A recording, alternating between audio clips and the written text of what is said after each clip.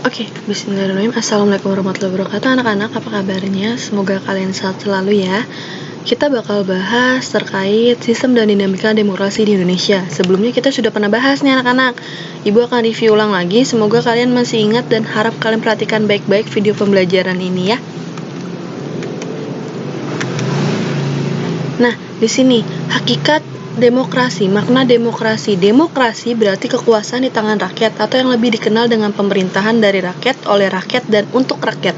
Nah, ini yang diberlakukan di Indonesia anak-anak. Jadi, pemerintahan Indonesia itu berlandaskan dari rakyat. Mengapa? Karena apa?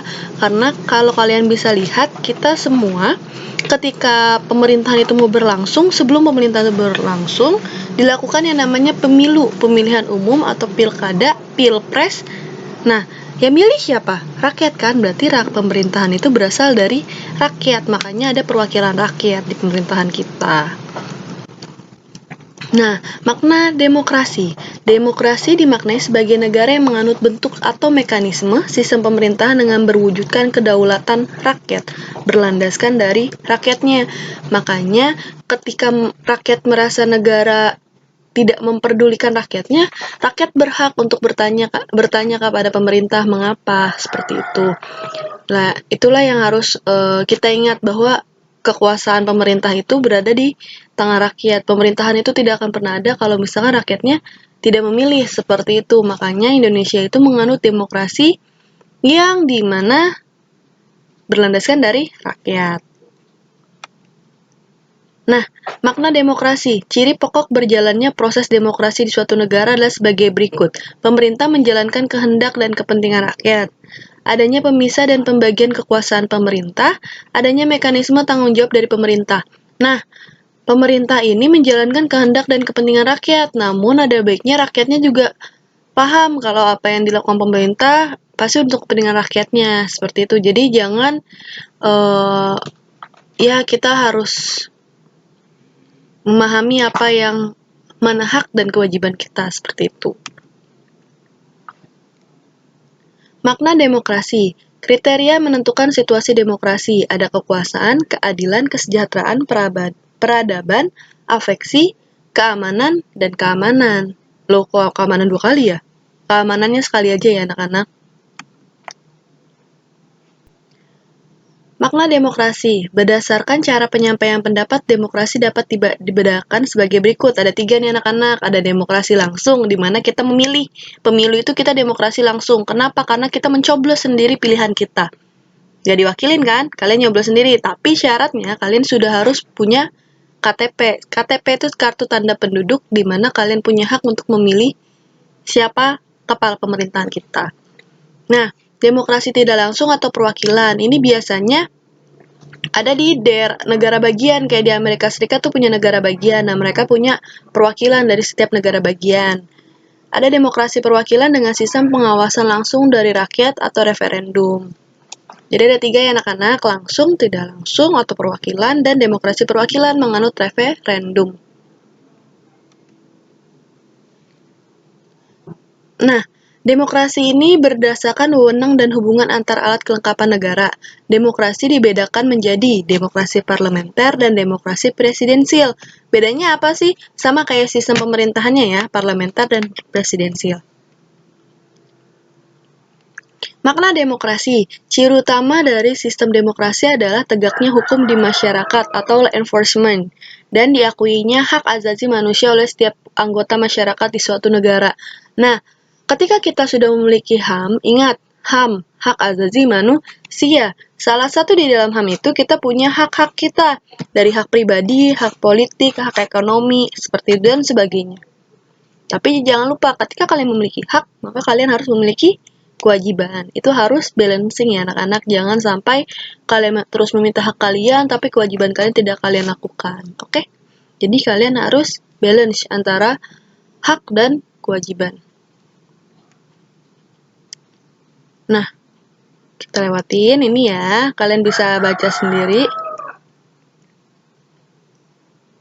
Oke, makna demokrasi di sini adanya persamaan dalam masyarakat, persamaan politik di persamaan politik nih, kalian berhak memilih sesamanya.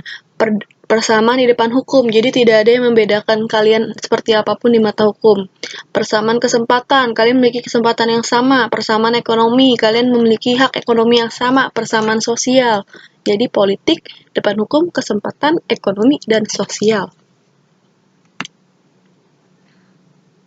Nah, langkah awal demokratisasi di Indonesia dimulai saat diterbitkannya Maklumat Wakil Presiden nomor 10 tanggal 3 November 1945, di mana di sini membentuk partai politik. Ayo, ada ingat nggak? 4 partai politik yang yang pertama kali ada di Indonesia.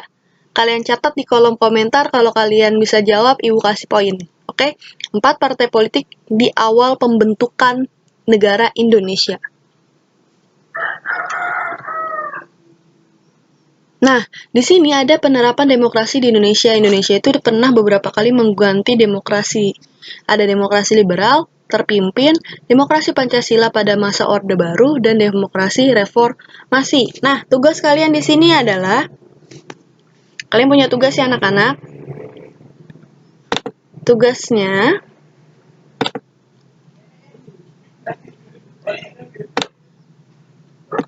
ini tugasnya buat kalian, demokrasi liberal, demokrasi terpimpin, demokrasi pada masa Orde Baru, demokrasi reformasi.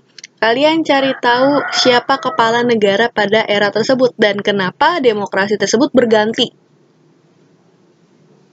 Oke, tugas kalian itu ya. Cari tahu kepala negaranya siapa, terus kedua kalian cari tahu kenapa masa pemerintahan itu berganti. Nah, dinamika penerapan demokrasi Indonesia. Oke, kita skip. Semoga kalian bisa baca nanti ya. Di sini ada Kabinet Natsir, Sukiman Suwiryo, Wilopo, Ali 1, Burhanuddin Harahap, Kabinet Ali 2, dan Kabinet Juanda. Ini udah pernah Ibu jelasin. Nah, ini jawaban dari pertanyaan Ibu sebelumnya. Jadi kalian tinggal mencari tahu kenapa kabinet-kabinet ini pada demokrasi liberal dia mengalami kemunduran atau berganti kabinet. Nah, pada demokrasi masa terpimpin ada Dekret Presiden 1959 menyatakan Undang-Undang Dasar sementara 1950 tidak berlaku lagi dan mulai berlakunya Undang-Undang Negara Republik Indonesia tahun 1945. Nah, Orde Baru ini berkeinginan melaksanakan segala yang Pancasilais. Itu, dan apapun yang melanggar Pancasila itu tidak sesuai dengan apa yang kita harapkan. Jadi, negara pada era Orde Baru itu mengedepankan kehidupan yang berpancasila. Dan oke, ini yang kita tunggu-tunggu. Untuk pertama kalinya tahun 2004, bangsa Indonesia memilih presiden dan wakil presiden secara langsung yang diikuti oleh 24 partai politik. Bisa kalian jawab di kolom komentar. 24 ini apa aja? Oke? Kalau kalian bisa jawab, Ibu kasih poin. Minimal 5-10 partai lah yang kalian bisa jawab, ya. Nah, siapa sih presidennya kali ini yang menang? Kalian cari tahu juga dan kalian tulis di kolom komentar, oke? Nah, di sini membangun kehidupan yang demokrasi di Indonesia. Perilaku yang mendukung tegaknya nilai-nilai demokrasi antara lain sebagai berikut. Di sini menjunjung tinggi persamaan antar manusia ya. Menjaga keseimbangan antara hak dan kewajiban, membudayakan sikap bijak dan adil, membiasakan musyawarah dan mufakat dalam mengambil keputusan, dan 5. Mengutamakan persatuan kesatuan nasional. Membangun kehidupan yang demokrasi di Indonesia. Dalam kehidupan keluarga, setiap anggota keluarga memiliki hak dan kewajiban yang sama. Hak dan kewajiban ini hendaknya dihormati oleh setiap anggota keluarga. Nah, di sini kehidupan bermasyarakat, di mana perlunya kerjasama demi membentuk wilayah atau masyarakat yang sejahtera.